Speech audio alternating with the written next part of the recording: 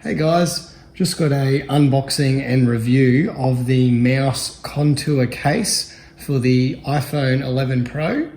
So I currently have the Apple leather case for my iPhone 11 Pro, which I'm very happy with, but I've been trying to find a case that goes along the bottom section here of the phone so that if that was to drop and land on something, it wouldn't damage that bottom part of the phone where the lightning connector is. So I've been in search. I haven't found anything that I like yet. I'm hoping this is going to be the case that is the one I like. It gets very good reviews. There's quite a few people that have said that it's a little bit slippery, so I'm a little bit worried about that because the Apple leather case is actually quite sticky. It sticks in the hand really well. It's pure leather. It feels really nice. It's very lightweight, very slim. So yeah, let's get this out of the box. We'll just cut this open. So this just came today. And what have we got here? So that's a very different sort of box. We've got the Mous Contour Case in the leather. I'll just get rid of that. So this has got the leather just around this part here, like that. And then the sides are TPU, I understand. Oh, there's something inside here. Contour phone case. You found a case that offers protection. So a bit of advertising. Tells you to put the crane away. They've done height tests, dropping it out of a crane. Tells you how to remove the case. So it says to push it out from the camera hole, bend the case away from the other corner, push the phone further out through the camera hole, and pull phone and case apart.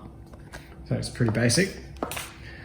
So my first impressions are, I think this may be a little bit too slippery for my liking. Just feeling it.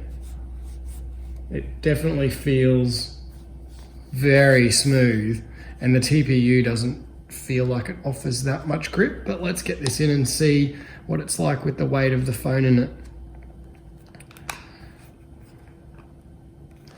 So I'll just get that around the corner there, gently, and there as well.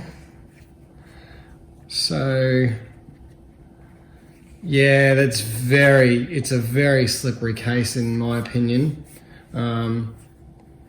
Some people might like that. I would possibly put it in the same boat as the OtterBox Symmetry case for the iPhone. It's just this here that's very slippery, like the Apple leather case is leathered all the way around there, so it offers that little bit of leather grip. I don't know if you can notice here, so it's higher on the two ends and then it drops down into the middle, so you get a nice swipe when you're swiping from side to side like that. The buttons are very nice. I have to admit, it's probably one of the best phone cases other than this one that I've felt the buttons actually work properly in. You can still get to the silent switch there, which is nice. And it fits the camera quite nicely. There's a little bit of gap all the way around there. That's obviously how they designed it to be.